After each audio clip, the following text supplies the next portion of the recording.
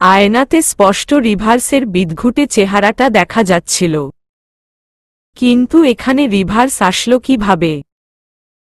ঋতু চিৎকার দিয়ে রুম থেকে বের হয়ে যায় আর বেডরুমে নীল শুয়েছিল। ঋতুর চিৎকার শুনে নীল উঠে দাঁড়ায়। আর ঋতু এসে নীলকে জড়িয়ে ধরে।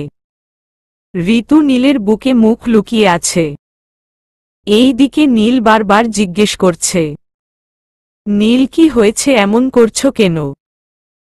ঋতু নীলের বুকে মুখ লুকিয়ে এক হাত দিয়ে দেখিয়ে বলল, ওইখানে সেই কালো লোকটা। নীল, আরে কোথায়, কি বলো? ঋতু, আমি নিজের চোখে দেখলাম আয়নায়। নীল, আরে শুনো, উঠো, আমি বলছি। নীল ঋতুর পিঠে হাত দিতে অনুভব করল খালি খালি কেন। নীল তাকিয়ে দেখে একদম জামা কাপড় ছাড়া। এখন ঋতুকে যতই বলছে আমাকে ছাড়ো, ঋতু ততই নীলকে জড়িয়ে ধরছে। কারণ ঋতু পড়ে গেছে এখন লজ্জায়। ঋতুও বুঝতে পেরেছে সে উলঙ্গ। নীল তখন বিছানায় থাকা কম্বলটা দিয়ে ঋতুকে জড়িয়ে দেয়। ঋতু লজ্জায় মাথা নিচু করে আছে। নীল বলল, নীল, রিভার্স তোমার আশেপাশে থাকলে তোমার পিঠে প্রচণ্ড ব্যথা অনুভব করবে, আর নীল দাগটা আরও উজ্জ্বল হয়ে যাবে। তুমি আয়নায় যেটা দেখছ সেটা হলো রিভার্স। তোমার পিঠে আয়না ধরলে রিভার্সের ছবি দেখা যাবে। এই দিকে গ্রিসের অ্যাথেন্স শহরে একটি মেয়ে ইথানের খোঁজ করছে। মেয়েটিকে তেমন কেউ চিনে না। তবে মেয়েটি যুদ্ধবিদ্যায় পারদর্শী। তলোয়ার চালাতে খুব পটু। আর এই অ্যাথেন্স শহরটা সবকিছু থেকে পিছিয়ে আছে। পিছিয়ে আছে বলতে আধুনিকতার ছোঁয়া এখনো লাগেনি। লাগেনি বললে ভুল হবে, লাগতে দেয়নি সেখানকার ক্ষমতাসীন রানী এলিজা। অ্যাথেন্স শহর দেখলে মনে হবে সেই প্রাচীন জগতে আছে। শুধু অ্যাথেন্স শহরটাই এরকম, আর বাকিগুলো ঠিকই আছে। শুধু ক্ষমতার বলে দাপিয়ে রেখেছে সেই প্রাচীনকাল থেকে। রানী এলিজার আগে রাজা ছিলেন অ্যাডাম। অ্যাডাম হচ্ছে এলিজার স্বামী। রাজা অ্যাডাম মারা যাওয়ার পর এলিজা রানী হিসেবে দায়িত্ব পালন করেন, কারণ বংশে প্রদীপ নেই। অ্যাথেন্স শহরের মানুষ যুদ্ধবিদ্যায় পারদর্শী আর কালো জাদুতে ভরা। এর জন্য গ্রিসের সরকার তাদের বিরুদ্ধে কথা বলতে না। দেশের গুরুত্বপূর্ণ কাজে রানী এলিজা হাজির থাকেন। ইথানের বিশ্বস্ত গুপ্তচর খবর দেয় ইথানকে যে আপনার শহরে আপনাকে কেউ খোঁজ করছে, কিন্তু সে মেয়ে। আমি দুঃখিত, তার নাম ঠিকানা জানতে পারি নাই, কারণ সে নিজেকে লুকিয়ে রেখেছে। মুখে মুখোশ পরা, যার জন্য আমি চিনতে পারিনি। যেহেতু অ্যাথেন্স শহরের মানুষ কালো জাদু জানে, তাই ইথানের কাছে খবর পৌঁছে দিতে দেরি হয়নি। ইথান পড়ে গেল চিন্তায়, তাকে কে খোঁজ করছে, তাও আবার একটি মেয়ে। রিভার্সের কোনো সহযোগী নয়তো। এই কয়েক বছরে তার কেউ খোঁজ করেনি, হঠাৎ তার খোঁজে কে? বেকনিতে নীল চিন্তায় ডুবে পায়চারি করছিল। এমন সময় ঋতু এসে বলল, ঋতু, কোনো কারণে চিন্তিত তুমি? নীল না, মিথ্যা বলল। ঋতু, তাহলে এখানে? আচ্ছা, তোমার সাথে দেখা করতে ওসি আকবর এসেছে? নীল, ওসি আকবর আমার কাছে কেন? ঋতু, তোমার কলেজে নাকি খুন হয়েছে, তার তদন্ত করতে। নীল কোনো চিন্তা না করে চলল ওসির কাছে, কারণ নীলের তো মায়া শক্তি আছে, বশ করে ফেলবে একদম। নীল গিয়ে সোফায় বসল। ওসি, তার নীল সাহেব, আপনি ভালো আছেন তো? নীল, জি ভালো, কি চাই? ওসি, আসলে কিছু সাধারণ জিজ্ঞাসা আছে। জানেনই তো আপনার কলেজে খুন হয়েছে। নীল, জানি তো। ওসি, তো যখন খুন হলো তখন আপনি কোথায় ছিলেন? নীল, কেন, ক্লাসে? ওসি, কিন্তু নীল মশাই, ক্লাস রেকর্ড বলছে সেদিন আপনি কলেজে উপস্থিত ছিলেন কিন্তু ক্লাসে ছিলেন না, তার সাক্ষী আমার কাছে আছে। কিন্তু নীল মায়া করার চেষ্টা করছে কিন্তু পারছে না। নীলের মায়া শক্তি কাজ করছে না। বারবার চেষ্টা করছে কিন্তু কাজ হচ্ছে না। হয়তো ঋতুর সাথে শারীরিক সম্পর্ক করার কুফল ভোগ করতে হচ্ছে। হয়তো এর জন্য নীল তার মায়া শক্তি হারিয়ে ফেলেছে। ওসি আকবর ছেলেটা কে আসতে বলে? যে ছেলেটা নীলকে ছাদে যেতে দেখেছে ফারিয়ার সাথে। আরেকজন কে যে ছাদ থেকে নামতে দেখেছে ফারিয়া ছাদ থেকে পড়ার পর। এবার তো মনে হয় নীল খুব ভালোভাবেই ফেঁসে যাবে। কিছুক্ষণ পর ছেলে দুটো আসলো, সব কিছু খুলে বলল। ওসি আবার নোট করলেন। নীলকে এরেস্ট করে নিয়ে চলে গেল। এই খবরটা আবার ফারিয়ার বাবা পায়। নিয়ে যাওয়ার আগে ঋতুকে বলল, এবার নীল সাহেবের ফাঁসি নিশ্চিত, কারণ মেয়ের বাবা প্রভাবশালী। নীল চিন্তায় পড়ে গেল, যদি তার মায়া শক্তি কাজ না করে তাহলে নীল শেষ। নীলের বিচার কাজ শুরু হয়। সাক্ষী প্রমাণ আর ফারিয়ার বাবার ক্ষমতার বলে নীলের ফাঁসির রায় হয়। ফারিয়ার বাবার ক্ষমতার বলে নীলের ফাঁসির রায় হয়। বিচারক, উকিল, সাক্ষী সবাইকে টাকা দিয়ে কিনে নিয়েছে ফারিয়ার বাবা। নীল যে খুন করেছে এটা চিরন্তন সত্য। ঋতুর টেনশনের শেষ নেই। নীল যে এত বড় একটা কাজ করবে তা ভাবতেও পারেনি। ঋতু আছে দৌড়ের উপর, কোনোভাবে নীলকে মুক্ত করা যায়, কিন্তু নীলের যদি কিছু হয় তাহলে তার মেয়ে দুটো শেষ। কিন্তু এইদিকে নীলের মায়া শক্তি কাজ করছে না। আর নীলের মায়া শক্তি কাজ যে না করলে নীলের নিশ্চিত মৃত্যু অবধারিত। নীলের সাথে জেলে দেখা করা নিষিদ্ধ করে দিয়েছে। ফাঁসির 20 মিনিট আগে দেখা করতে পারবে। নীলের গুপ্তচরেরও কোনো সাড়া শব্দ নেই। নীল বসে আছে জেলের এক কোণে অন্ধকারে। এমন সময় কেউ একজন আসলো, তাকে দেখে পুলিশ মনে হচ্ছে না। অচেনা লোকটি আলোয় মুখ নিয়ে বললেন, আমি ফারিয়ার বাবা। আমি জানতে চাই আমার মেয়েকে তুই কেন মারলি? কি অপরাধ করেছিল আমার মেয়ে? হাতে একটা লাঠি নিয়ে জেলের ভিতরে ঢুকল ফারিয়ার বাবা। নীল চুপ করে বসে আছে। ফারিয়ার বাবা আবার জিজ্ঞেস করল, আমার মেয়েকে কেন খুন করেছিস? বলেই ফারিয়ার বাবা লাঠি দিয়ে মারা শুরু করল। কিন্তু নীল কোনো নাড়াচাড়া করছে না, মনে হচ্ছে নীলের শরীর কেউ চুলকে দিচ্ছে এমন। নীলকে যে মারছে তা মনেই হচ্ছে না। মায়া শক্তি কি ফিরে পাচ্ছে না এটা খুনের নেশা? নীলের চোখ নীল হয়ে যাচ্ছে, মানে খুনের নেশা মাথায় চেপে বসেছে। আজ এখন একটা খুন হবে। জেলে ফারিয়ার বাবা ছাড়া আর কেউ নেই, তাকেই খুন হতে হবে। নীলের মাথায় যদি একবার খুনের নেশা ধরে, খুন না করা অবধি তার নেশা কাটবে না। নীল ঘাড়টা ফারিয়ার বাবার দিকে ঘুরায়।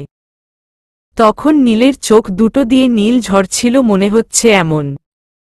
অন্ধকারে নীল চোখ দুটো জ্বলজ্বল করছিল। নীল ঘাড়টা ঘুরিয়ে লাফ দিয়ে ফারিয়ার বাবার কুলে উঠে ঘাড়ের উপর দেয় এক কামড়। লাল টকটকে রক্ত পিক দিয়ে ইঞ্জেকশনের মতো বের হয়। নীল জেলের ভিতরেই কামড়ে কামড়ে ফারিয়ার বাবার দেহ থেকে মাথা আলাদা করে ফেলে, আর লুটিয়ে পড়ে মাটিতে দেহটি। ফারিয়ার বাবার মাথাটা দেহ থেকে একটু দূরে পড়ে আছে, আর মুখটা বারবার হা করেই যাচ্ছে। রক্তে নীলের ছেলটা একদম ভেসে গেছে। পাশের সেলের আসামি যখন রক্ত রক্ত বলে চিৎকার দিয়ে উঠে, ঠিক তখনই পাহারায় থাকা পুলিশগুলো দৌড়ে আসে। এসে দেখে ফারিয়ার বাবার দেহটা পড়ে আছে মেঝেতে, আর তার পাশেই নীল বসে আছে। হয়তো জেল প্রহরীরা এত রক্ত কোনো দিন দেখি একজন দেখেই জ্ঞান হারিয়ে ফেলে। এই ঘটনা জেলারকে জানানো হয়। সে এসে দেখে এই হয়েছে।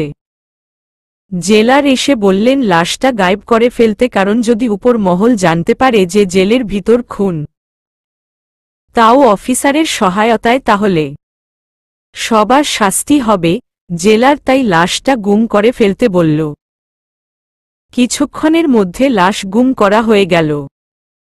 নীলকে রাখা হলো আরও কঠিন সেলে, শাস্তি স্বরূপ অন্ধকার সেলে রাখা হয়। যেখানে নেই বিদ্যুৎ, নেই কোনো আলো। একদিন দুদিন করে করে ফাঁসির দিন চলে আসলো। ফাঁসির 20 মিনিট আগে ঋতু আসলো দেখা করতে, কিন্তু নীল দেখা করতে রাজি না। ঋতু আছে দুশ্চিন্তায়, কারণ এইদিকে নীলের প্রাণ আর ওইদিকে নীলের 2 মেয়ে হেলেন আর হেলেনার প্রাণ। নীল যদি দেওয়ালের কাছে না যায় তাহলে কখনোই গোপন দরজা খুলবে না। এই দিকে নীলের ফাঁসির ডাক পড়ে গেল। নীল শুধু মায়া ভরা দৃষ্টিতে তাকিয়ে আছে। তাকে বাঁচাতে কেউ আসে কিনা, কিন্তু কেউ আসলো না। ফাঁসির দড়ি গলায় পড়ার আগে নীল তার মাকে স্মরণ করল। আরেকটা কথা না বললেই নয়। নীলের মা হচ্ছে অ্যাথেন্স শহরের রানী এলিজা। নীলের বাবা মরার আগ হতে নীল শহর ছাড়া। নীল হচ্ছে বাবা মায়ের একমাত্র সন্তান। রানী এলিজা ধরেই নিয়েছে তার ছেলে হয়তো বেঁচে নেই। নীল যদি বেঁচে থাকে তাহলে নেক্সট রাজা নীল মানে ইথান। নীল দাঁড়িয়ে মায়ের কথা ভাবতেই এমন সময় লম্বা লম্বা গোফওয়ালা একজন লোক আসলো। স্বাস্থ্যবান যে কেউ দেখলে ভয়ে তার আত্মা কেঁপে উঠবে। সেই লোকটি এসে হাত করা সামনে থেকে হাত দুটো পিছনে নিয়ে পুনরায় হাত করা লাগিয়ে দিল। তারপর কালো কাপড় দিয়ে মুখ ডেকে দিল। নীলের মন এইবার বলতে লাগল তাকে বাঁচাতে আর কেউ আসবে না। তার প্রাণ পাখি একটু পর উড়াল দিবে। তারপর ফাঁসির দড়িটা গলায় পরিয়ে দিল। তারপর জল্লাদ সময়ের অপেক্ষা করছে। এক হাতে রুমাল, অন্য হাতে ঘড়ি তাকিয়ে আছে। হাত থেকে রুমাল পড়তেই দড়ি টানবে জল্লাদ। রুমাল হাত থেকে পড়ে গেল আর জল্লাদ দড়ি টানল। নীলের খেল খতম। অ্যাথেন্স শহরে ঘোষণা হলো ইথানকে চাই জীবিত অথবা মৃত, যে ধরিয়ে দিতে পারবে তাকে 1000টা সোনার মোহর দেওয়া হবে। আর রানী এলিজা এটাও বলে দিলেন তাকে যদি জীবিত ধরা হয় তাকে মৃত্যুদণ্ড দেওয়া হবে। ইতিহাসের পাতায় লেখা থাকবে যে মা তার একমাত্র ছেলেকে মৃত্যুদণ্ড দিয়েছেন। কিন্তু কেন, কি তার অপরাধ তা এখনো জানা হয়নি। শহরে বলাবলি শুরু হয়ে গেল যে একজন মা কি করে পারে তার একমাত্র ছেলেকে মৃত্যুদণ্ড দিতে। নিশ্চয়ই এর পিছনে বড় কোনো কারণ আছে।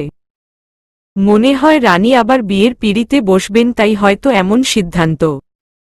এই বড় বয়সে ভীমরতি ধরেছে মনে হয়। যে রাজপরিবারের দিকে লোক আঙুল তোলার সাহস পেত না, সেই পরিবারের রানীকে নিয়ে সমালোচনা। এই দিকে ঋতু বাসায় বসে কান্না করছিল, কারণ নীলের ফাঁসি হয়ে গেছে। আর ঋতু এখন বিধবা, কিন্তু ঋতুর বিশ্বাস হচ্ছে না যে নীল আর নেই। ঋতু নীলকে অনেক ভালোবাসত। এই দিকে ঋতু তার বাবা মাকে কিছুই জানায়নি যে নীলের ফাঁসি হয়েছে। কারণ ঋতুর জীবনে অনেক কিছু ঘটেছে, আবার সেইটা স্বপ্ন হয়ে গেছে। কিন্তু ঋতু ভাবছে এটাও যেন স্বপ্ন হয়। এই আশায় বসে আছে। রাত তখন 12:10 বাজে। নীলের ফাঁসি হয়েছে 12টায়। সোফায় বসে কান্না করছিল। হঠাৎ করে রুমের লাইটগুলো জ্বলে নিভে যাচ্ছিল, বারবার লাইট জ্বলে নিভে যাচ্ছিল, কিন্তু একটা সময় লাইট অফ হয়ে যায়। ঋতু তখন ভয়ে সোফায় পা তুলে বসে দরজাটা একাই খুলে যায় যেটা লাগানো ছিল। পিঠে প্রচণ্ড ব্যথা অনুভব হচ্ছে সেই দাগটায়। ঋতুর মনে হলো তাহলে কি রিভার্সের আগমন ঘটবে এখন। রিভার্সের কথা মনে পড়তেই আরো ভয় জর্জর হয়ে যায় ঋতু। এখন তাকে কে রক্ষা করবে? নীলও নেই। কি করে রিভার্সের মোকাবিলা করবে তাও বলে যায়নি নীল। হঠাৎ একটি চেয়ার উড়ে আসে ঋতুর সামনে। তা দেখে ঋতু দৌড়ে রুমে গিয়ে দরজা লাগিয়ে দিয়ে আলমারির পিছনে লুকিয়ে পড়ে। দরজাটা আবার একাই খুলে যায়। কালো পোশাক পরা একটা লোক। তার হাত দেখে বোঝাচ্ছে সে অনেক কালো, তার মানে এই রিভার্স। ঋতু আলমারির ফুটো দিয়ে তার মুখ দেখার চেষ্টা করল, কিন্তু দেখা যাচ্ছে না। সে এদিক সেদিকে তাকাচ্ছে, মানে ঋতুকে খুঁজে বেড়াচ্ছে। হঠাৎ আলমারির দিকে তাকায় আর হাতটা উঁচু করে আলমারিটা গাড়ির মতো একাই তার হাতের নাগালে চলে আসে। এমন সময় আরেকটি চুলওয়ালা হাত দেখা যায় আলমারির উপর। হাতে বড় বড় নখ, কালো পশমে সারা শরীর ঢাকা। আরে এটা তো একটা নেকড়ে। সে রিভার্সের সাথে লড়াই করে, আর রিভার্স লড়াইয়ে পরাজিত হয়ে পালিয়ে যায়। তখন নেকড়েটি আলমারির ফটো দিয়ে তাকায় আর আস্তে আস্তে পিছনে চলে যায় আর হাওয়ায় মিলিয়ে যায়। এমন সময় বিদ্যুৎ চলে আসে, রুম আলোকিত হয়ে যায়। ঋতু ভয় ভয় আলমারির দরজা ঠেলে ভিতর থেকে শব্দহীনভাবে বের হল। বের হয়ে এদিক সেদিকে তাকিয়ে দেখল কেউ আছে কিনা, কিন্তু কেউ নেই। ঋতুর পিঠে যে দাগটা আছে সেখানের ব্যথাটাও চলে গেছে। ঋতু ভাবল যদি আজ নেকড়েটা না আসতো তাহলে হয়তো তার কল্লা তা আজ নিয়ে যেত রিভার্স। দরজার টুনটুন শব্দ শুনে লাফ দিয়ে 10 হাত পিছিয়ে যায় ঋতু। দরজাটা এভাবে এখন চিল্লাবে ভাবতেও পারে নাই। ঋতু আস্তে আস্তে দরজা কাছে যায়, ভয় দরজা খোলে। দরজা খোলে দেখে কেউ নেই। ঋতু তখন নিজের মাথাটা হাত দিয়ে ধরে, এই বুঝি রিভার্স আসলো। ঋতু তখন দোয়া দরুদ পাঠ করে হাতে ফু দিয়ে সারা মাথায় দেয়। যেই ভিতরে আসে দরজা বন্ধ করবে, এমন সময় একটা মেয়ে বুম করে উঠে আর ঋতু জায়গায় অজ্ঞান। মেয়েটি ঋতুর বান্ধবী মিহি আর সাথে মিহির বর রাফি। ঋতুর অজ্ঞান হওয়া দেখে মিহি চমকে যায়। ঋতু তো এত ভীতু না যে সামান্য বুম করতেই অজ্ঞান হয়ে যাবে। মিহি কি একা তার বান্ধবীকে দরজা থেকে বেডরুমে নিতে পারে? বিয়ের পর এর মুটি হয়েছে খেয়ে মিহি কি একা নিতে পারে? মিহির বর ঋতুর হাতটা ধরতেই মিহি দিল এক থাপ্পড় রাফির হাতে। মিহি, তুমি কোনো দিন ভালো হবে না, ক্যারেক্টারলেস একটা। রাফি, আমি তোমাকে সাহায্য করছি আর তুমি আমাকে চরিত্রহীন বলছ। মিহি, তুমি কেমন তা আমি ভালো করে জানি, তোমাকে ধরতে হবে না। রাফি শুটকি নিবে আটার বস্তা বিড়বিড় করে। মিহি, তুমি কি বললা? আমার বান্ধবী আটার বস্তায়ের মধ্য জায়গায় বেজায়গা চোখ দেওয়া শেষ। রাফি, এই দেখছি শকুনের চোখ। মনে মনে, শকুনের কি চোখ হয়? মিহি, দাঁড়িয়ে আছো কেন, যাও। রাফি, তুমি আসলে একটু বেশি। রাফি গিয়ে সোফায় বসে রইল। মিহি ঋতুকে টানতে টানতে রুমে নিয়ে গিয়ে চোখে মুখে পানি দিতেই আমার মাথা বলে চিল্লাতে লাগল। মিহি ভ্রু কুচকে ঋতুর দিকে তাকিয়ে, তোর মুন্ডু তোর সাথেই আছে। মিহির কথা শুনে চুপ হয় ঋতু। ঋতু, তুই কখন আসলি? মিহি, তুই তো আমার বুম শুনেই অজ্ঞান আর কল্লা কল্লা বলে চিল্লাচিল্লি করছিলি কেন? ঋতু, তোকে পরে সব বলবো। মিহি, তুই এত রাতে আমাকে আসতে বললি কেন? ঋতু, কয়টা বাজে?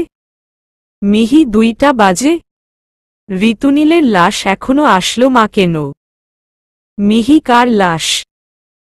ঋতু কিছুই বলে নাই। মিহিকে ঋতু থানায় ফোন দিল।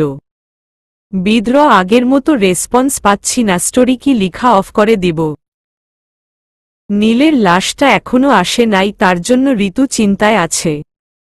কি করবে বুঝতে পারছে না, মনটা বিষণ্ণ ঋতুর। প্রিজন হারানোর কি যে বেদনা তা ঋতু জানে, বুকের ভেতরটা জলে পুড়ে ছাই হয়ে যাচ্ছে। আর মিহিকে মাহি বলি, মিহি থেকে মাহি। মাহি আবার বলল, কি রে ঋতু, কার লাশ? কিছুই তো বুঝছি না। ঋতু, আমার স্বামীর লাশ। মাহি চমকে গিয়ে বলল, কি নীল ভাইয়ের লাশ? মানে কি? ঋতু, আজ নীলের ফাঁসি হয়েছে রাত 12টায়, কিন্তু লাশটা এখনো পৌঁছায়নি। অভিমান করে নীল আমার সাথে দেখা করেনি। এখন মনে হয় শেষ দেখাটাও দেখতে পারব না। মাহি কিছুক্ষণ মেরে বসে থাকে, কারণ মাহি বিশ্বাস করতে পারছে না। থানা থেকে ফোন আসলো। নীলের লাশ পাঠিয়ে দিয়েছে বাড়ির উদ্দেশ্য লাশ অ্যাম্বুলেন্সে। ঋতুর হাত থেকে ফোনটা পড়ে গেল। দুচোখ বেয়ে জল গড়িয়ে পড়তে লাগল। আর চিৎকার দিয়ে উঠল ঋতু। নীল আর নেই ভাবতেই বুকটা ফেটে যাচ্ছে। এমনও দিন দেখতে হবে তা ভাবতেও পারেনি ঋতু। ওইদিকে একটি মেয়ে যে ইথানের খোঁজ করছিল সেই মেয়েটি চলে আসে এইখানেও নীলের খোঁজে।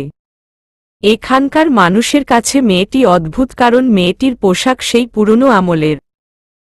মাঝায় একটা তলোয়ার, যেখানে মানুষের কাছে পিস্তল সেইখানে তলোয়ার। কেউ আবার অবাক দৃষ্টিতে তাকিয়ে দেখছে। আর মেয়েটি দেখতে তলোয়ার সুন্দরী। আমি তলোয়ার সুন্দরী এই জন্য বললাম, তলোয়ার বের করলে যেমন রোদে চিকচিক করে তেমনি মেয়েটির রূপ একদম মায়াবতী। মায়াবতী বললে ভুল হবে, তলোয়ারবতী। কেউ কাছে গেলে ধারালো তলোয়ার দেখাচ্ছে। কিছুদূর যেতেই কিছু বখাটে ছেলে পথ আটকে দাঁড়ায়। বখাটে আপু, আপনার নাম কি? সোফিয়া। বাহ, খুব সুন্দর নাম তো। চলেন। কোথায়? একটু কানামাছি খেলব, গায়ে হাত দিয়ে। হাত নামান। না, এখন কি এই তলোয়ার দিয়ে আমার হাত কাটবেন? হো হো করে হেসে দিকো সবাই। বখাটে ছেলে পেলে মোট 7 জন। 7 জনের কাছে 7টা বাইক। আরেকজন বাইক থেকে নেমে এসে বলল, উঠা শালিরে, বলে একজন হাতে ধরে টান দেয়। কিন্তু সোফিয়া বুঝতে এরা কে। সোফিয়া তখন বাইকের পিছনে ধরে, ছুঁড়ে মারে। মনে হলো এক দিয়ে বালিশ ছুঁড়ে মারল। পিছনে তাকিয়ে দেখে একটাও নাই। যে দাঁড়িয়ে ছিল সে বাইক রেখেই দৌড়। কিন্তু একজনের বাইক বারবার সেলফ দিচ্ছে কিন্তু স্টার্ট নিচ্ছে না। আবার পা দিয়ে বারবার কিক দিচ্ছে, কিন্তু স্টার্ট নিচ্ছে না। সোফিয়া বাইকের কাছে গেল আর ছেলেটার কাঁধে হাত রাখতেই লাফ দিয়ে বাইক থেকে পড়ে গেল। দৌড় দিবে এমন সময় সোফিয়া শার্টের কলার টেনে ধরে। ছেলে, আফা আমারে ছাইরা দেন। কেন, আমাকে নিবেন না? না আফা, আমারে ছাইরা দেন। না, যাওয়া যাবে না, আমাকে এখানে নিয়ে যেতে হবে, মানে নীলের বাসায়। ছেলে তারপর? পরেরটা পরে। ছেলেটা ভয় ভয় বাইকে বসল। তার পিছনে সোফিয়া চেপে বসল। ছেলেটা ভয়ে জড়সড় হয়ে বসে বাইক চালাচ্ছে। সকাল গড়িয়ে দুপুর হয়ে গেল কিন্তু নীলের লাশ এখনো এসে পৌঁছায়নি। থানায় বারবার ফোন দিচ্ছে ঋতু, কিন্তু থানা থেকে এক কথা বারবার বলছে লাশ পাঠিয়ে দেওয়া হয়েছে। ঋতু গালে হাত দিয়ে বসে আছে। গতকাল থেকে খাওয়া দাওয়া অফ। মাহি কত করে বলল খেতে, কিন্তু কিছুতেই খাচ্ছে না ঋতু। এমন সময় অ্যাম্বুলেন্সের শব্দ। গাড়িটা গেট দিয়ে প্রবেশ করতেই ঋতুর বুকটা হাহাকার করে ওঠে। নীল আর নেই। চোখের জল আর বাধা মানছে না। অ্যাম্বুলেন্স এসে থামল। ঋতু এক পা আগায় আবার পিছনে যায়, কারণ নীলের মরা মুখখানা দেখার সাহস নাই। দুজন লোক গাড়ির দরজা খুলে দিল। সাদা কাপড় দিয়ে মুড়ানো সিটের একপাশে পড়ে আছে।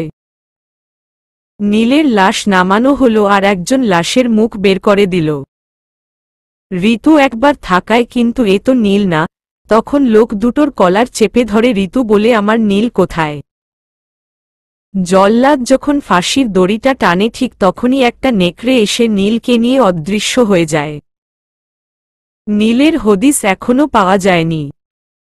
ঠিক তখন ঋতুর মুখে হাসি ফুটে, তার মানে নীল এখনো জীবিত আছে, কিন্তু কোথায়? ঋতু, এটা কার লাশ? এটা একটা বেওয়ারিশ লাশ, থানা মিটানোর জন্য জেলার সাহেব এটা দেন। ঋতুর মুখে হাসি দেখে মাহি বলে, তুই কি পাগল হয়ে গেলি নাকি? স্বামী ওইদিকে মরছে আর তুই হাসছিস? একটা নেকড়ে এসে তোর বরকে বাঁচিয়েছে আর তুই সেটা বিশ্বাস করছিস? ঋতু, হুম, নীল বেঁচে আছে।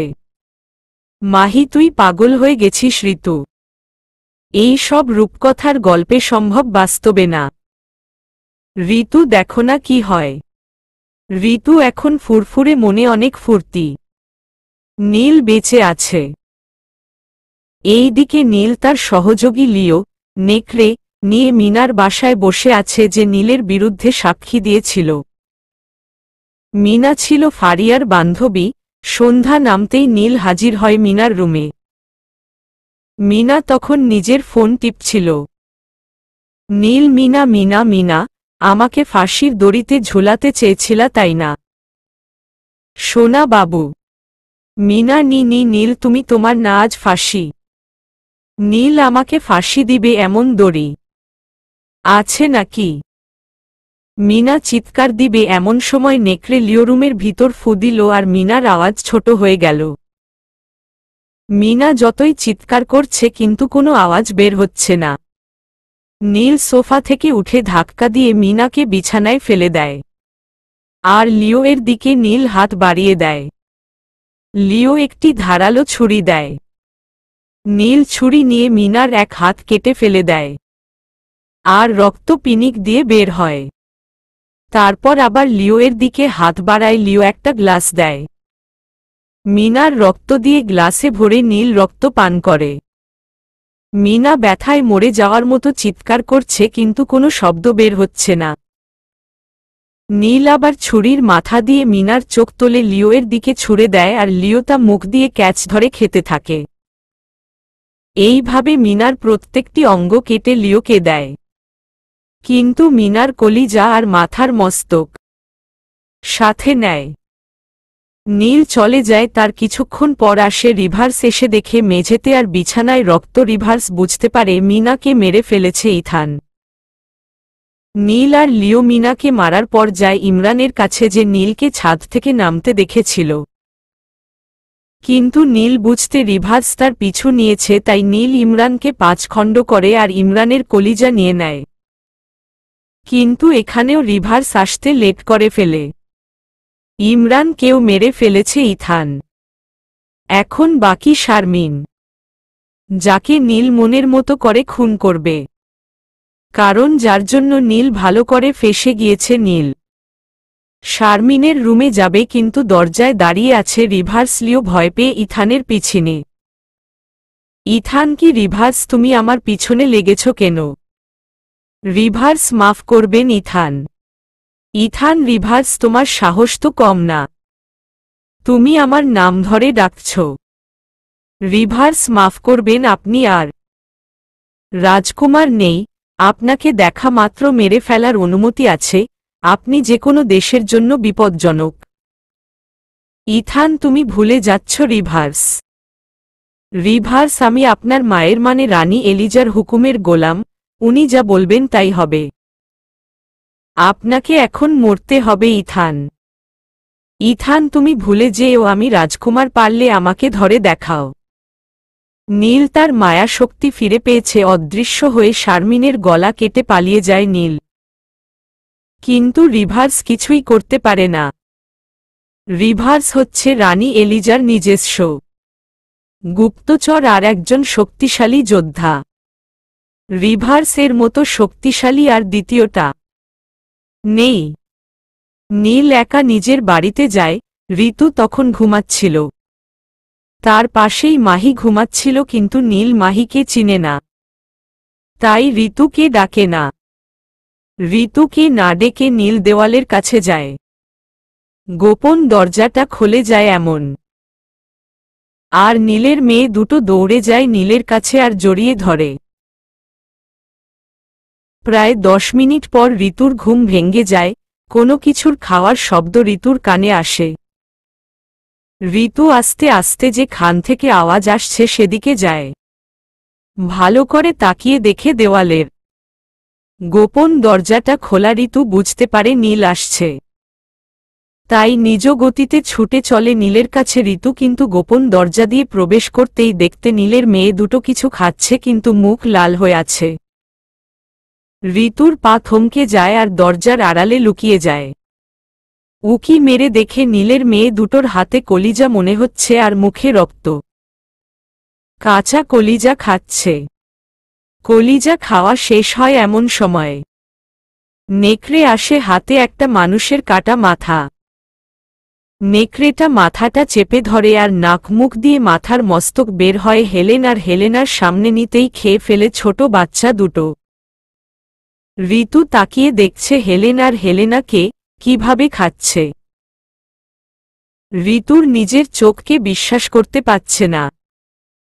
ঋতু লুকিয়ে লুকিয়ে দেখছে ঠিক এমন সময় ঋতু বুঝতে পারল তার পিছনে কেউ দাঁড়িয়ে আছে। ঋতু ঘাড় ঘুরিয়ে দেখে কালো পোশাকে একজন দাঁড়িয়ে আছে, সে আর কেউ নয় রিভার্স। ঋতু কল্লাটা ধরে চিৎকার দিবে, ঠিক তখনই রিভার্স ঋতুর মুখ চেপে ধরে। রিভার্স চুপ চুপ, চিৎকার করবেন না। কিন্তু কি শুনে কার কথা ঋতুর মুখ আরও চেপে ধরায় ঋতু ভাবল হয়তো এখনই তার মাথা কেটে নিয়ে যাবে। তাই রিভার্সের হাত থেকে বাঁচার জন্য আরও ছটফট করছে।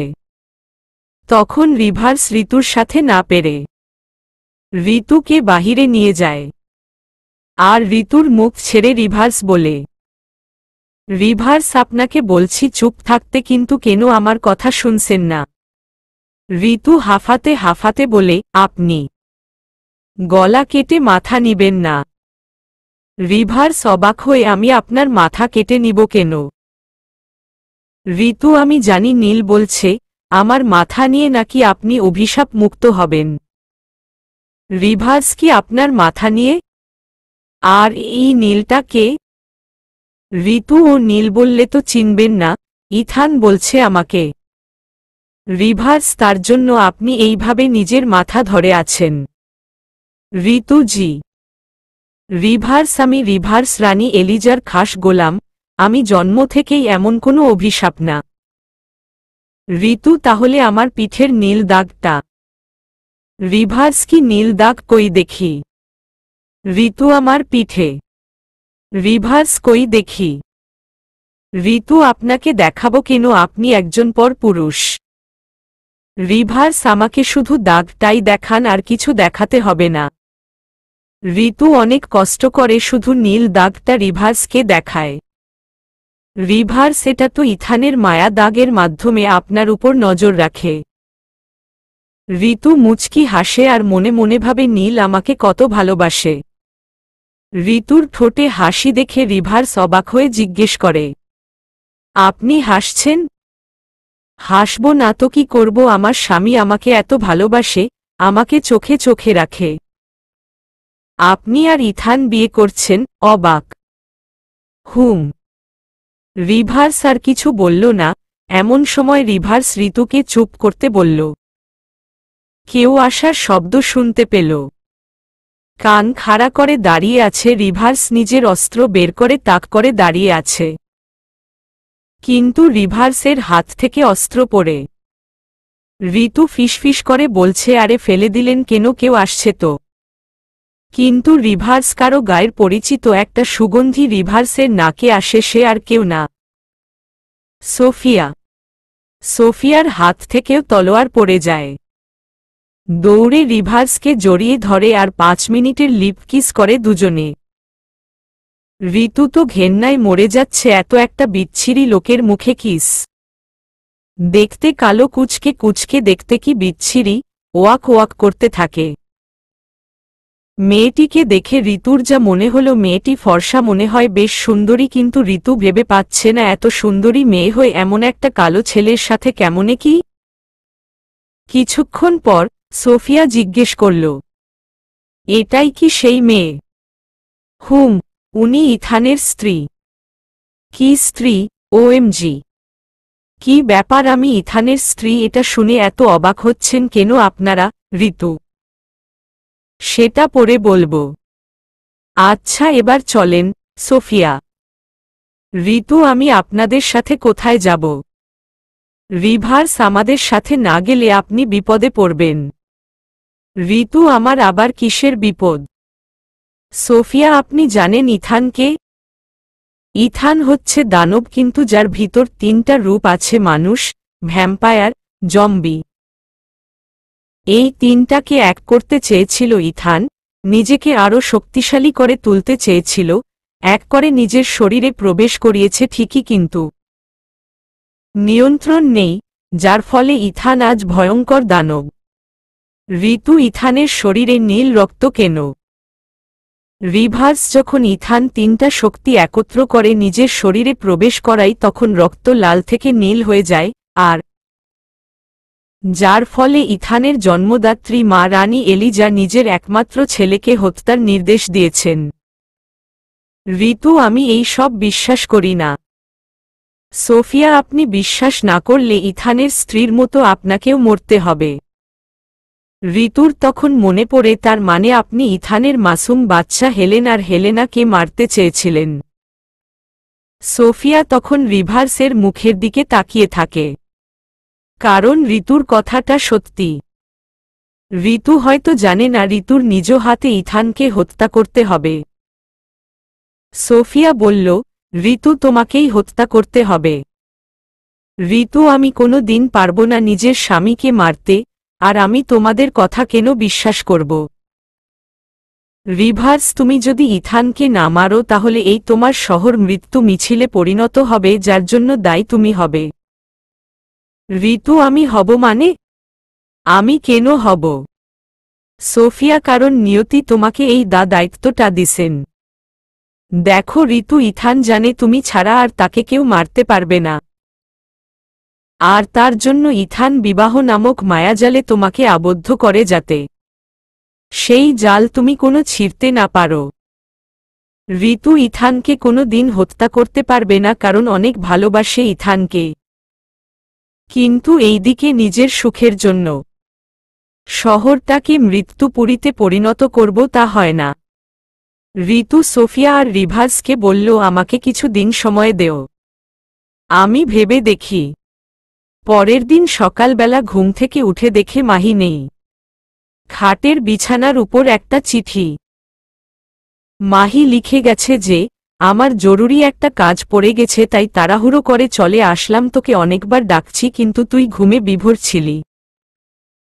কোনো সারা শব্দ পেলাম তাই চলে আসলাম, তুই কিছু মনে করিস না আর রাগ করিস না। ভালো থাকিস। হঠাৎ ঋতুর রাতের কথা মনে হল, কিন্তু অনেক কিছুই ভুলে গেছে, স্বপ্নের মতো মনে হচ্ছে। ঋতু বেডরুম থেকে বের হয়ে ড্রয়িং রুমে গেল, দেখল নীল সোফার উপর শুয়ে আছে শীতে একদম জ্বরসর হয়ে। ঋতু গায়ের উপর একটা চাদর ছড়িয়ে দিল আর কিছুক্ষণ নীলে মুখের দিকে তাকিয়েছিল। তারপর কিছু একটা ভেবে মুচকি হেসে রান্নাঘরের দিকে গেল নাস্তা বানাতে। কিছুক্ষণ পর ঋতু কারো হাতের স্পর্শ পেল। ঋতু তখন কড়াইতে ডিম ভাজি করছিল। ঋতু নীলের হাতের স্পর্শ পেয়ে চমকে উঠে, কিন্তু বুঝতে পারে যে নীল কিন্তু ঘাড় ঘুরিয়ে দেখতে যাবে ঠিক তখন নীল ঋতুকে পিছন থেকে আরো শক্ত করে জড়িয়ে ধরে, আর নীল নিজের ঠোঁট আর নাকটা ঋতুর ঘাড়ে নরম গালে চেপে ধরে আদর করতে থাকে। ঋতুও বাধা দেয় না। এমন সময় দরজার আড়াল থেকে বাবা বাবা উনি কি চোর এভাবে ঝাপটে ধরে আছো? নীল ঋতুকে ছেড়ে দিয়ে দূরে সরে যায়। তাকিয়ে দেখে হেলেন আর হেলেনা দাঁড়িয়ে আছে। নীল না মামুনি মানে? হেলেন ও বুঝতে পেরেছি আন্টি ভয় পেয়েছিল তাই উনাকে ধরেছিলে। নীল বোকার মতো মাথা নাড়িয়ে হুম হুম। ঋতু লজ্জা পেয়ে নিজের কাজে মন দিল। নীল দুই মেয়েকে নিয়ে নাস্তায় টেবিলে বসে আছে। হঠাৎ ঋতুর মনে হল রাতে তো হেলেন আর হেলেনা। মানুষের মাথা মনে পড়তেই সবকিছু মনে পড়ে যায়, কিন্তু এখন আবার নীলের মায় পড়ে যায় কারণ নীলের সকালের আদর দুইটা মেয়ে, এই সবকিছু কি মিথ্যা? আর নীলকে কিভাবে খুন করবে দুইটা মেয়ে? বাবা হারা হয়ে যাবে, মা তো অনেক আগেই হারিয়েছে। এই সব ভাবতে ভাবতে নাস্তা নিয়ে টেবিলে গেল। এমন সময় হেলেনা ঋতুকে বলল, মা আমাকে দুইটা ডিম দেও, আমি ডিম খাব। আর হেলেন বলল, মা আমাকে এক গ্লাস দুধ দেও, আমি দুধ খাব। ঋতু তো অবাক, যাদের মুখে মা ডাক শোনার জন্য অস্থির হয়েছিল তারা আজ মা ডাকছে। ঋতুর মনটা আজ খুশিতে ভরে গেল। এই খুশিতে নীলের গালে একটা ভালোবাসার স্পর্শ দিল মেয়েদের চোখ ফাঁকি দিয়ে। নাস্তা শেষ করে নীল বাহিরে গেল, অনেক দিন জেলে ছিল। আর মেয়ে দুটো বেডরুমে খেলা করছে। ঋতু রান্নাঘরে প্লেটগুলো পরিষ্কার করছিল, এমন সময় রিভার্স আর সোফিয়া হাজির। সোফিয়া, তুমি এই সব কি করছো? ঋতু, দেখো, আমার সুখের সংসারে আগুন লাগাতে আসবে না। সোফিয়া, তোমার একটু সুখের জন্য দুধ কলা দিয়ে কাল সাপ পুষবে। ঋতু মুখ সামলে কথা বলবে। তুমি এখন আমার বাসা থেকে বের হয়ে যাবে, তা না হলে নীলকে ডাকতে বাধ্য হব। রিভার্স, তুমি বুঝতে পারছো না, তুমি মায়ার মধ্যে আছো, নীলের মায়া জালে আরও ফেসে যাচ্ছ। ঋতু চিৎকার দিয়ে, অনেক হইছে আর না, তোমরা এখন চলে যাবে এখন। রিভার্স, ঠিক আছে, কিন্তু একটা কথা বলতে চাই। ঋতু, আমি আর কোনো কথা শুনতে চাই না। সোফিয়া, আমরা আর আসব না, কিন্তু রিভার্সের শেষ কথাটা শুনো। ঋতু, ওকে, কিন্তু এটাই শেষ। রিভার্স, আচ্ছা, তোমার চোখ বন্ধ করো। ঋতু, কেন? রিভার্স, আহা করি না।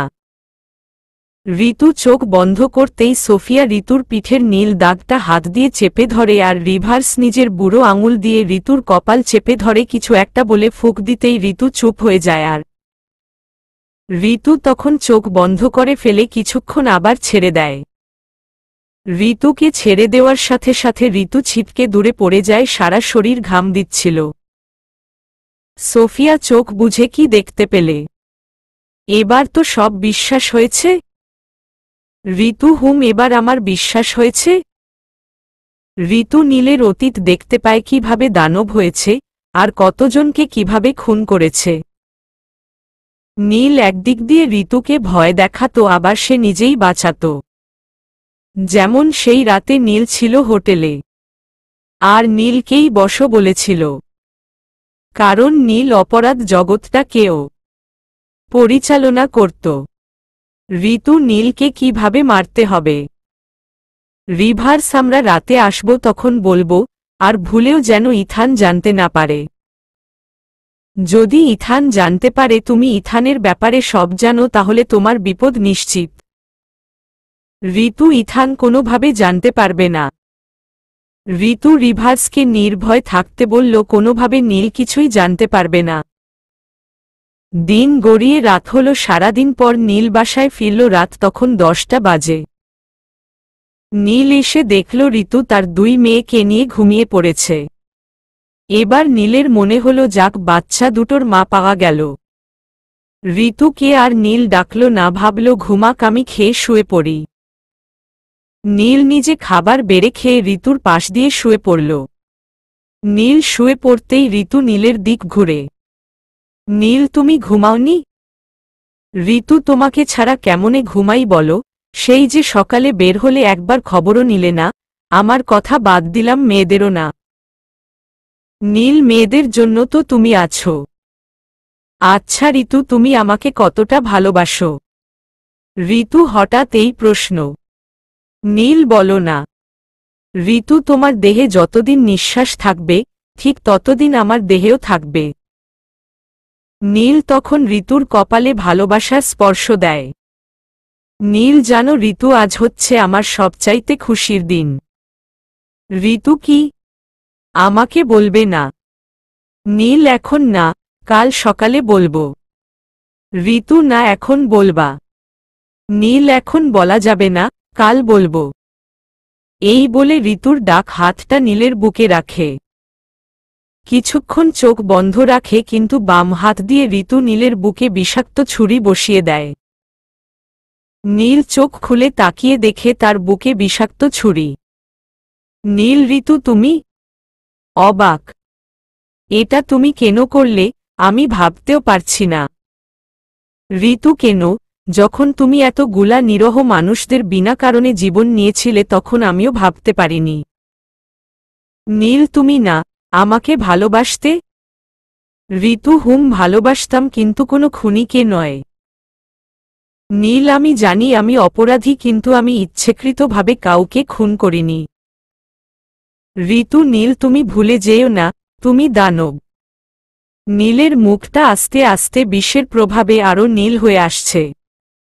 কষ্টে নীলের বুকটা ফেটে যাচ্ছে। নীল আমি মরে যাই তাতে আমার দুঃখ নাই, কিন্তু আমার মেয়ে দুটোকে দেখো। আর আমি তোমাকে সত্যি ভালোবাসি।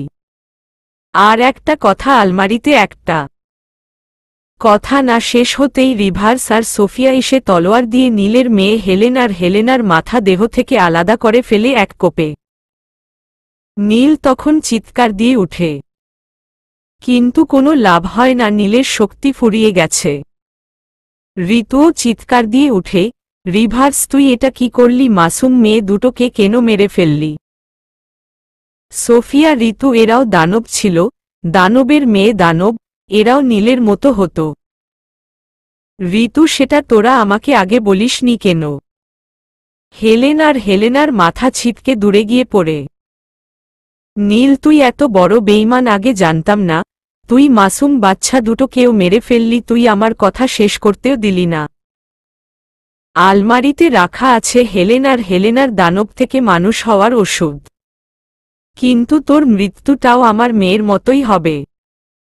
বলেই নীলের দেহ ত্যাগ করে প্রাণ পাখি। ঋতু তখন চিৎকার দিয়ে বলে, এটা আমি কি করলাম? সোফিয়া, এটা ছাড়া আমাদের আর কোনো উপায় ছিল না। আমরা এখন আসি। কিন্তু এমন সময় একটা বার্তা আসলো রিভার্স এর কাছে। রিভার্স, ঋতু এখন তোমাকেও মরতে হবে। ঋতু, আমি মরতে হবে? রিভার্স, হুম, কারণ তুমি দানবের স্ত্রী ছিলে, তোমার রক্তে আর পেটে দানবের সন্তান। ঋতু, না, এটা হতে পারে না, আমি মরতে চাই না। ঋতু দৌড়ে পালাতে গেলে সোফিয়া গিয়ে ঋতুর সামনে পথ আটকে দাঁড়ায়। সোফিয়া, তুমি কোথায় যাচ্ছ? ঋতু, ঋতু, আমি মরতে চাই না। রিভার্স, তোমাকে মরতে তো হবেই, কারণ তোমার গর্ভে দানব আছে। তোমার রক্তে দানবের রক্ত মিশে গেছে। সোফিয়া এক হাত দিয়ে ঋতুর মাথায় ধরে তলোয়ার তুলে কোপ দিতে যাবে। ঠিক এমন সময় কেউ একজন সোফিয়ার পিঠে লাথি মারে। সোফিয়া ছিটকে দূরে পড়ে যায়, কিন্তু কাউকে দেখা যাচ্ছে না। এক রুমে তিনজন ছাড়া আর কেউ নেই। রিভার্স সোফিয়াকে ডেকে বলে, এখানে কেউ আছে, সাবধানে। রিভার্স গুটি গুটি পায়ে ঋতুর দিকে যায়। তলোয়ার তুলবে এমন সময় পিছন থেকে কেউ টেনে ধরে। রিভার্স নিজের সর্বোচ্চ মায়া শক্তি দিয়ে দেখার চেষ্টা করে কে ঋতুকে বাধা দিচ্ছে দেখার জন্য, কিন্তু রিভার্স অকৃতকার্য হয়। সোফিয়া দেখতে পেলে কে বাধা দিচ্ছে। রিভার্স হতাশ কণ্ঠে, না, পেলাম না।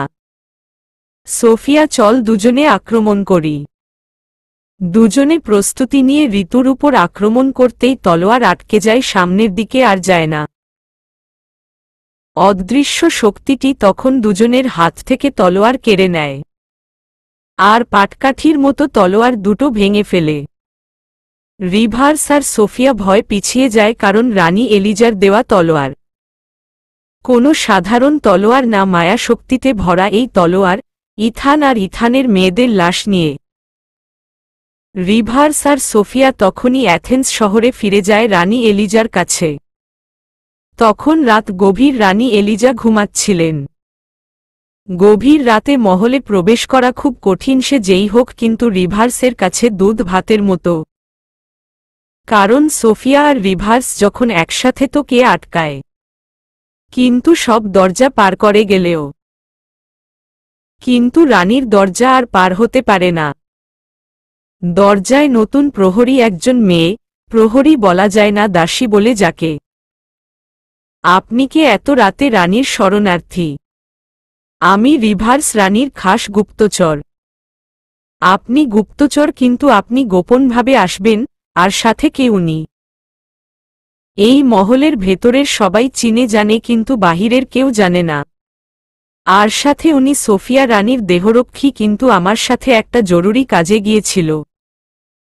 ওহ আচ্ছা, কিন্তু আপনারা ভিতরে প্রবেশ করতে পারবেন না। কারণ রাতে রানীকে বিরক্ত করা নিষেধ, অনুমতি নেই। রিভার্স কিন্তু রানীকে খুব দরকার আমাদের। মাফ করবেন, কাল সকাল পর্যন্ত অপেক্ষা করতে হবে।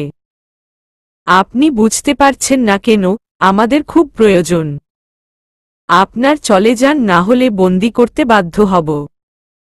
বন্দি করার কথা শুনে রিভার্সের রাগ হয় আর মেয়ে প্রহরীকে লড়াইয়ের জন্য আহ্বান করে। কিন্তু সোফিয়া রিভার্সের সামনে দাঁড়িয়ে, এর জন্য আমি যথেষ্ট। লড়াই শুরু করবে এমন সময় গম্ভীর কণ্ঠে উচ্চস্বরে আওয়াজ আসে, থামো সবাই।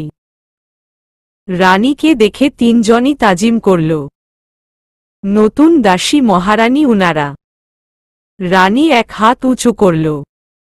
দাসী বুঝে গেল তার এখন চুপ থাকতে হবে। রানী বলো, রিভার্স এত রাতে কি জন্য এসেছ? কি এমন খবর যে গভীর রাতে আসতে হলো? রিভার্স চুপ। রানী, কি হলো, কথা বলছো না কেন? রিভার্স হাত দিয়ে ইশারা দিতেই ৮ জন প্রহরী ইথান আর ইথানের মেয়েদের লাশ কাঁধে করে নিয়ে এসে রানীর সামনে রাখে। লাশ দেখে রানীর চোখে মুহূর্তেই জল এসে যায়, কিন্তু রানী জেনেও না জানার ভান করে বলল, এগুলো কার লাশ? রিভার্স। রিভার্স মহারানী, ছোট মহারাজ আর উনার মেয়েদের। কথাটা শুনে সোফিয়ার কাঁধে ভর দেয় পড়ে যাওয়ার উপক্রম প্রায় ছেলের শোকে কাতর মহারানী। সোফিয়া রানীর হাতে ধরে নিয়ে বসায়। রানী, রিভার্স। রিভার্স, জি মহারানী। রানী, আমার সোনার টুকরো ছেলেটা মেরাই ফেললে। রিভার্স চুপ। রানী, আমার ছোট ছোট সোনার টুকরো নাতনিকেও মেরে ফেললে, ওরা তো অপরাধ কি জিনিস জানেই না। রিভার্স মহারানী, আপনার আদেশ অমান্য করার দুঃসাহস যে আমাদের নেই। রানী, তোমরা এখন যাও। রিভার্স, লাশগুলো কি করব? রানী শরীরের জোর খাটিয়ে ধমক দিয়ে বললেন, লাশ বলবে না ছোট মহারাজ, বলো। রিভার্স, মাফ করবেন মহারানী। রানী, তোমরা যাও, আমি ডাকা না পর্যন্ত কেউ ভিতরে প্রবেশ করবে না। দাসী, কড়া নিরাপত্তা। দাসী, জি মহারানী। সবাই চলে গেল, কিন্তু রিভার্স আবার ফিরে এসে বলল, মহারানী, একটা জরুরি কথা ছিল। রানী, বলো। আপনার দেওয়া তলোয়ার এক শক্তি ভেঙে ফেলেছে। রানী অবাক চোখে তাকিয়ে রিভার্সকে যেতে বলল। সবাই বাহিরে। রিভার্স সোফিয়াকে বলল, আচ্ছা, ছোট মহারাজের লাশ দিয়ে কি করবেন?